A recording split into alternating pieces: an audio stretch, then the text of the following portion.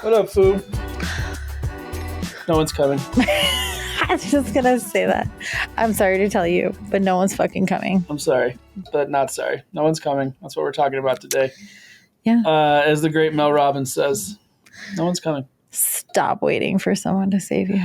Yep. So many people in like all walks of life, but specific to leadership and in the context of what we talk about on this podcast, so many people, so many leaders, they wait for clarity. They wait for the quote unquote right time, wait for someone to validate their next move. But the real fact of the matter is, or the consideration, the question that we would like to pose is, what if no one's coming? What if you have to build the tools, you have to build the confidence, you have to trust yourself. Yeah, you have to trust yourself. You have to, I think there's a vulnerability aspect here. But like, what if the ultimate answer here is that you have to stop outsourcing the authority that you're looking for, waiting for, and you have to start owning who you are as a leader. And I think this applies to leadership in work. I think it certainly applies to leadership in life. You have to be a leader of your own life.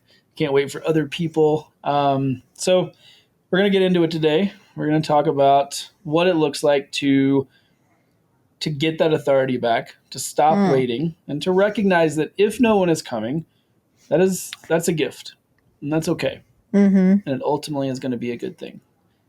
But I know you're going to ask me a question first.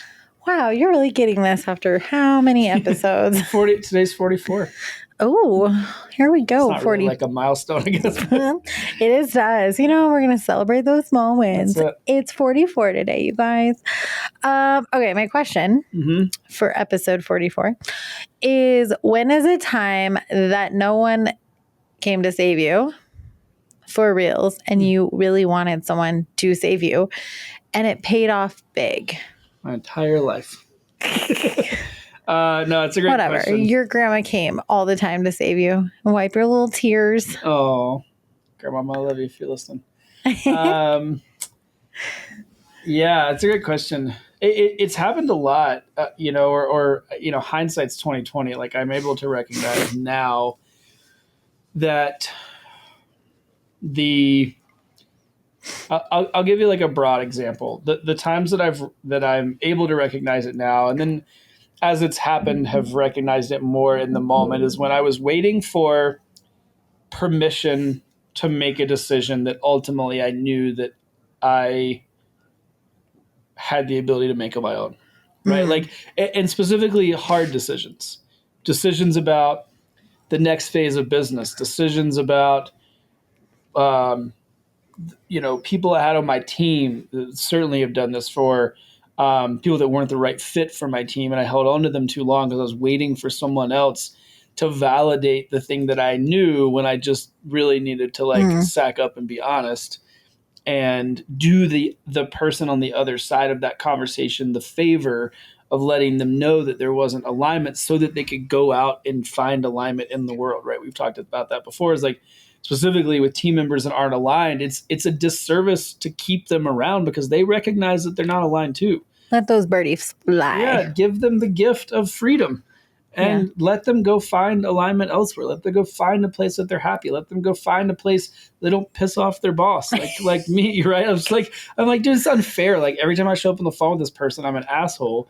Because what I really need to do is let them go, but I'm waiting for permission. I'm waiting for someone to be like, oh, you're really not treating that person well. Like, have you thought about letting them go? I'm like, yes, literally every single night it keeps me awake. So yeah, there's so many permission-based instances, whether it's, again, big steps, things I knew I needed to like get serious about, things that were going to be really hard, but I was putting off because I was doing more simple things in favor of that. But I was like, if I just like somebody would, I'm like, maybe somebody will bring it to my attention, and then that'll be the thing that'll get me to do it. Well, no, it was on me, right? How did that serve you? Like, no one saving you? Oh, well, if it pushed me to do the thing. I mean, I hope that's what people get out of today's episode. Is I think when you recognize that that really the onus is on you. What it does, it gives you that autonomy back, right? You're not beholden to some eventual circumstance where someone will come and save you. You're like, no, it's on me. And that's actually a tremendous gift, because now with clarity comes opportunity, right? Like we said this all the time. Like clarity is the best gift you can have. It's not the easiest thing that you can have. It doesn't mean that with clarity the steps forward are more simple, but what a gift, right? Now you know what to do. You can take action. And so, yeah, I think it just was like, oh, good. No, I know, right? I don't have to wait anymore. But you have to recognize that in yourself. You have to be willing. And again, that's what I want people to get out of this episode is like, this is us telling you, like, you don't have to wait for permission. Like, it's probably on you. Like, there's probably no one coming. And if they are coming, it's gonna drag this thing out longer than it needs to. It's gonna, right? Like you're sinking so much time and energy, resources into waiting. Like, make the decision, right? So like lead like no one's watching. Yeah. Well, look at that. Love it. And the reality is most people don't lead. They just respond. Mm-hmm. Totally. So real leaders go first. You know it. Especially when it's uncomfortable. Yeah. Like, particularly when it's uncomfortable. Yeah. You like it's kind of interesting to think about, you know, if you're like playing a game or you're in a position where there's really no one leading, and then like the leader steps up even through the discomfort. And it's interesting to kind of like see that, right? Like the stats, I forget the stats, but like there's that, I should have looked it up. There was that study that like it's more likely that people won't take initiative if there's more people around. You know what I'm talking about? That what I forget that there's a psychological term. I should know. Like a singular person has to take charge. If like there's too many cooks in the kitchen, the likelihood of anybody doing anything is dramatically decreased. Yeah. Right. And that's why like we see these crazy experiences where people are like beaten in like broad daylight. And, you know, that's where that study comes from is like this crime that was created in, or like was in New York anyways. But like somebody has to do it even when it's uncomfortable. Somebody like, and that somebody can't be somebody. It has to be you. Mm-hmm. So let's break this down. Like you made a great point. Permission, like give yourself permission. So what stops us from actually just giving ourselves permission, and like that, like permission paralysis? Like what is that? Why do we do that? Yeah, it can be a lot of things. I'll go through a few that come to mind. One, if you are someone who's in a position where there is anyone above you, you delay action until that someone approves it, right? Well, so I'm gonna wait on my boss. I'm gonna wait on my whatever. If you my wife, I gotta talk to my husband first. That's a great example. Yeah, like, you know, I said like above you, but there's this 100% like a partnership can easily be the thing that also holds you back. You delay action because you got to talk to your partner, you got to talk to your wife, your husband, you got to run it like, and you know, obviously there are conversations that need to be had, but we use it as a crutch. Yeah. And we're waiting for them to like, you know, like, so yeah, if you delay action because you're waiting for someone to approve something. Yeah. Your accounting department. You use that excuse on me, you're dead to me. Yeah. I'm like, you can make the decision. CEO, go for it. Yeah. You like, the other thing is, you know, we find ourselves being, let's just wait and see like how this shakes out. Let's wait and see. You might use language like, you know, let's just see like what the market trends are. Let's just see like how the market behaves. And I'm not talking necessarily about the stock market. We're talking about like, you know, consumer trends. We're like, let's see, you know, tariffs. Yeah. Like, coming into the holidays, let's see what shakes out in Q4, like how people, you know, and okay, fine. Like, obviously, again, you know, there is strategy, but like if you're deferring your vision, if you're deferring movement on the thing that you are so convicted over, because you're waiting for like the market to behave. Like, no, like keep moving, right? Like that's that's permission paralysis. You're using that narrative and it's stopping you. And then this is exactly like what you're saying, you build consensus versus working to build conviction. Can you say that 5 times fast? Build consensus. Why did I mess that up even? I don't know. It's been a long We've had a day. Yeah. So I mean, this is just like a condensed version of what you're saying about like somebody has to take action. So if you're asking for advice, you're like, let me get a general consensus. Let's get a lay of the land. Let's ask market research. Put out another survey. Let's ask the team. Let's versus like, can I get these people excited, like conviction, right? Like, let me be so clear and so convicted that I build that around me. And again, ask for feedback, make sure that you have the right input and the right team around you.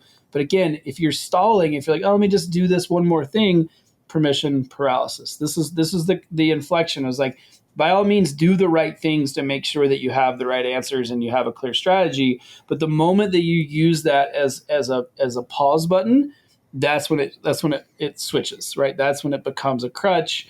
It becomes paralysis, and that's when you need to remind yourself that no one's coming, right? Like it is ultimately your responsibility to move this thing forward, for yourself, for the vision, for the company. So let's take it like, all right, so those are kind of high level. What's like the, almost like a self-audit, like what can people do when they're in the moment or they find themselves doing this thing? Like how do you pull yourself out of it? What's the process? Yeah, it's a good word for it. So if you're in this place and you're like, yep, permission paralysis, check. I'm here right now.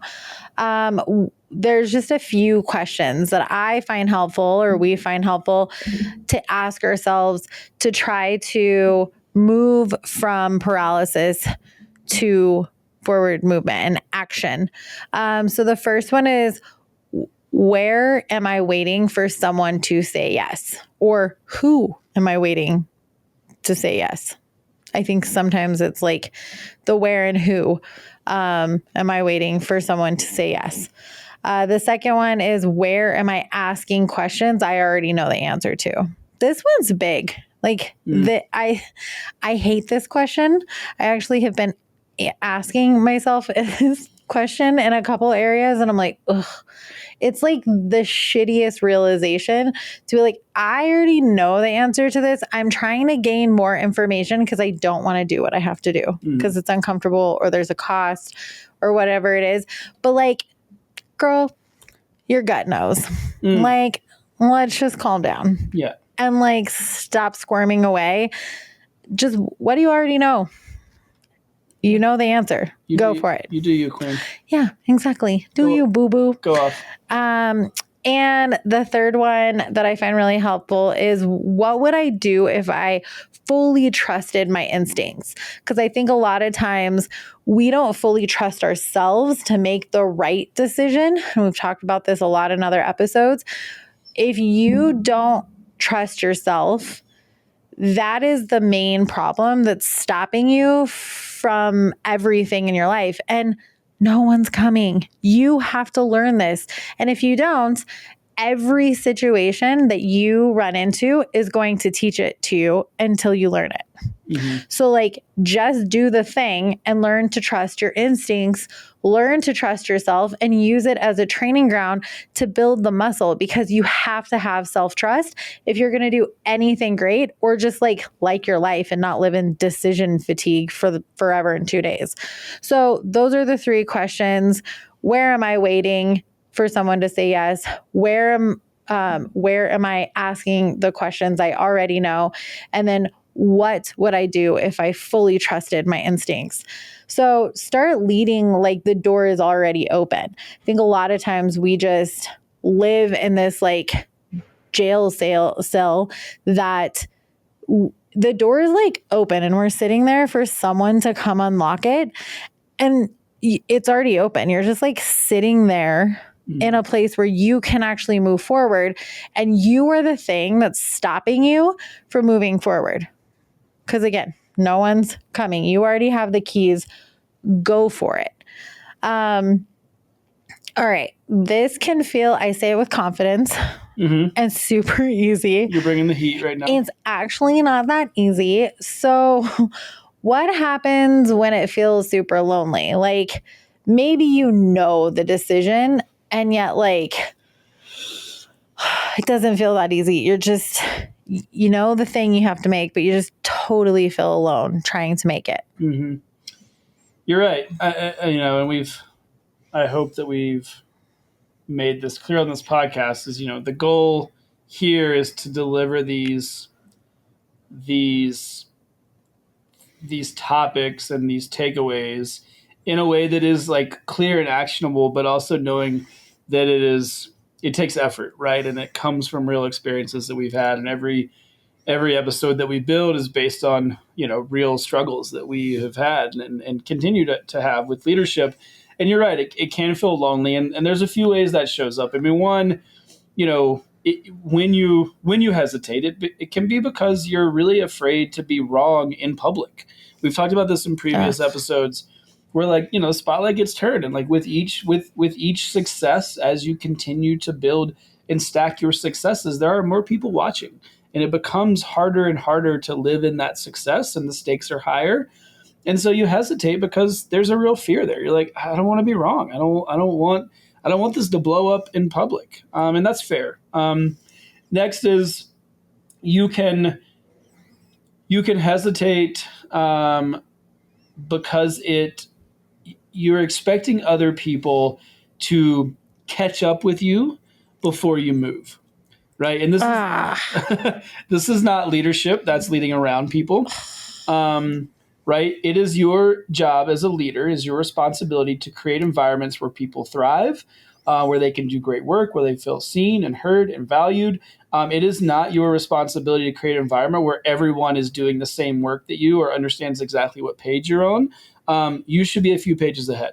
That's the job of a leader. That's your vision. You need to be moving the needle, and you need to give people the tools and resource and access they need to do their jobs within that ecosystem. But don't wait for people to catch up. That's okay. You should be out in front. You're the pointy end of the spear. That's why you're in a leadership role. If you don't want that role, you should go get a job in the marketing department. Starbucks will take you. Starbucks would love to take you. They got new protein products. Oh yeah. And then you start to complain about team misalignment. I'm going to put that in quotes. Team misalignment. When it's really ultimately your inaction that is causing the problem. So if it feels like there's misalignment, other people wait on us as leaders to take action. So if we are not taking action, or we choose inaction, then that is going to trickle down, and it's going to cause disruption. It's going to cause a lack of productivity. It's going to cause a lack of cohesion and vision, which is going to feel like misalignment, which gives us a really easy out when we say, well, I wouldn't make a decision, but the team, everyone around me is misaligned, and I can't get everybody on the same page. And that's not their responsibility. It's your responsibility.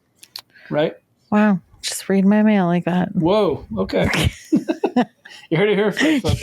You just broke it down and oh, that's the snowball we create in leadership. Damn. So ultimately the solution here is you got to set the tone. You have to move decisively, and you have to create clarity through action, right? You do not wait for people to come to where you're at so that you can explain clarity. Your actions create confidence and clarity for those around you. So move with clarity, move decisively, set the tone. Again, you're the pointy end of the spear. So I get it. It feels hard. It feels lonely. It creates hesitation. All those are real. Also, they're all solvable. So clarity is the first step. With clarity, comes action, and then we can move. But now we're at leadership challenge. Ding, ding, ding, ding, ding. So I want to give you something to move on today. What's that going to be, Christine? So pick one thing you've been overthinking. The place where you feel like you want someone to come and save you. Pick that place. And then I want you to stop waiting. Like just like that, choose to stop waiting. Just go make the decision, because inaction is an action and it's not serving you, as we've mapped out today. And go do it. Go do the hard thing. Go stop waiting. We're giving you permission. Yeah. We are the permission fairies today. You have permission. And you know what? If you make a really shitty decision, we're not going to take responsibility. We're not going to save you, but we're in the trenches with you. We also have made bad decisions, and we all survive most of the time. Yeah. Most of the time. Most of us survived. There's some casualties, sure. Most of the time, we don't die. So just go do the thing. Leadership doesn't actually require permission. We just gave it to you. But what it does require is courage. Ooh, and so I would just encourage everyone to go step in. And then it is like the snowball, but on the other side. Like it's the good snowball that you like want. It's like, go get your good snowball. Yeah. Like when we're going into winter, it feels very on brand, in America, apparently. But I think that is the piece that we have to remember with anything that we're working on, is once you build the muscle, it gets more simple. Not easy, but more simple. Mm-hmm. Squats are still squats, but it just feels easier when you've done it a few times. So go take the action, stop overthinking. Mm-hmm. And if you want to stop overthinking something else, I have another challenge for you. Share this podcast with someone who is overthinking. And we are working on growing our following. So we have an ask. I'm not going to overthink it anymore. I'm going to be clear, just like Taylor said, and I'm going to encourage you to go share this podcast with someone you know that needs it. Rate, subscribe. That too. Yeah. Those are cool too. That'd be great. Wherever you're listening to this podcast right now, rate it, good or bad. We'd love to hear from you. And then subscribe. Weekly episodes, we drop a new one every Friday morning. They're short. They're designed to be easily consumable. You can catch them on a walk to coffee, catch them on a drive to the office, catch them on a quick break while you're taking a lap and getting away from all the people that are holding you back and keeping you in permission paralysis. So we'd be grateful. Rate, subscribe, share. It'd mean the world to us. Until then, a couple things. November 19th, if you're in the Denver area, we have our next Health and Fitness Business Roundtable for entrepreneurs in the health and fitness, health and wellness space. If you are looking to collaborate with others, flatten the learning curve and walk away with real tactical solutions that you can deploy in your business that day, do not miss it. November 19th in Littleton, Colorado. And it is, it's great. That group is really, really grown. It's so impactful. If you are anywhere in the area or you want to come make a trip, we would love to see you. And then we also have our next retreat for that group. That is going to be January 30th through February 1st of 2026. That's our winter retreat. So if you're in that industry and you are looking for an incredible experience, a pattern interrupt to focus on your business, collaborate with others, get some great different modalities. We do sauna and cold and workouts and hikes and meditation and breath work mixed with really, really deep business development work that is super, super targeted. This is for you. We're doing early bird pricing right now. It is a stupid deal. So if you're in this space, we want to see you there. We want to make it easy for you. We want to see you win. So if any of that sounds great, we'd love to see you. But until then, we'll see you next time on Impact Minded. Bye, y'all.